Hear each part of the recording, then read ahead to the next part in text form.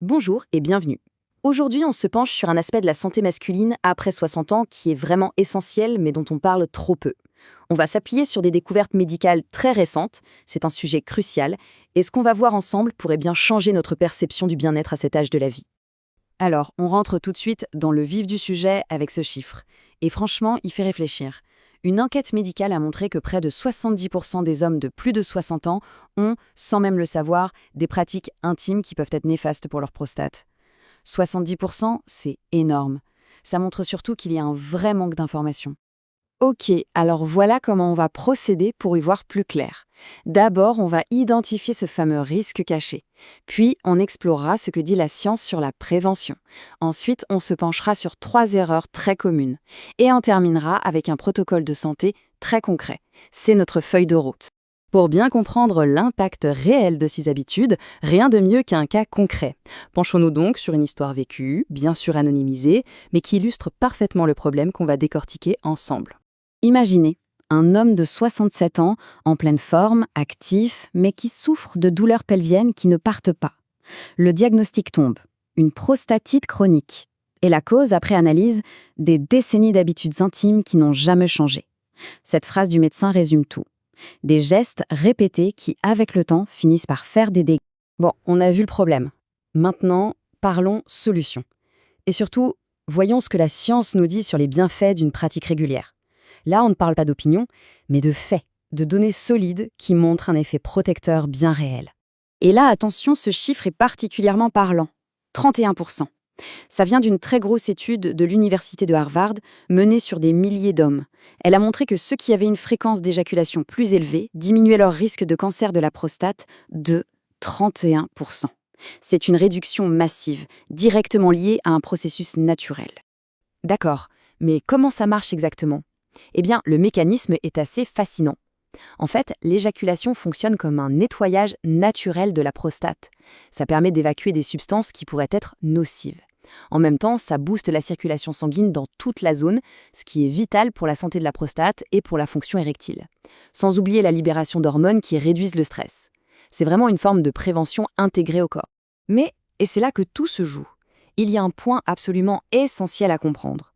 Le corps d'un homme de 65 ans n'est plus celui d'un jeune de 25 ans. C'est une évidence, mais on l'oublie souvent. La peau est plus fragile, les nerfs réagissent plus lentement. Garder les mêmes habitudes qu'à 30 ans, ça devient contre-productif. L'objectif n'est plus la performance, mais l'écoute de soi. Allez, on attaque la première des 3 grandes erreurs. Et c'est l'erreur de la précipitation. Pour beaucoup d'hommes, c'est une habitude qui date, souvent liée à un besoin de discrétion par le passé. Mais aujourd'hui, cette vitesse est devenue un vrai problème de santé. Regardez bien ce tableau, c'est très clair. D'un côté, quand on se précipite, le corps est en mode stress. Le cœur s'emballe, les vaisseaux se contractent, on respire mal. De l'autre, quand on ralentit, on passe en mode sécurité. Les vaisseaux se dilatent, le sang circule mieux et la sensibilité augmente. La différence est purement physiologique. La bonne nouvelle, c'est que la solution n'a rien de compliqué, vraiment. Il s'agit simplement de s'accorder un peu plus de temps, de respirer profondément avant de commencer, de couper les distractions et surtout de s'autoriser à être là à 100%.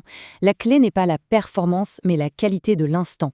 Deuxième erreur, et celle-là elle est vraiment courante, l'utilisation d'une force excessive.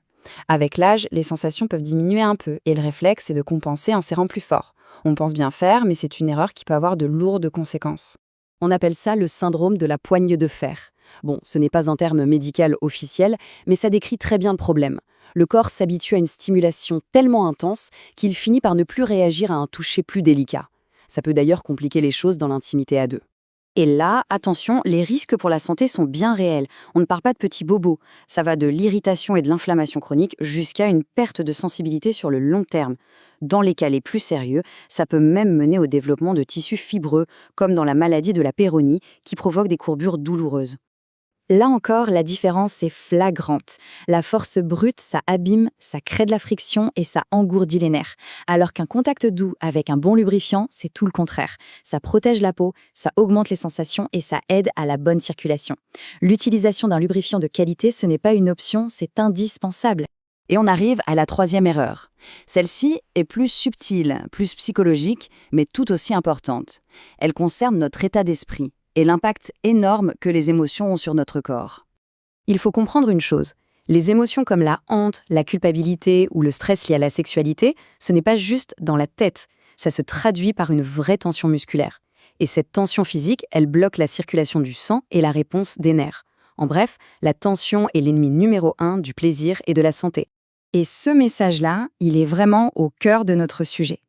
Le fait de devoir adapter ses pratiques avec l'âge, ce n'est pas un signe d'échec.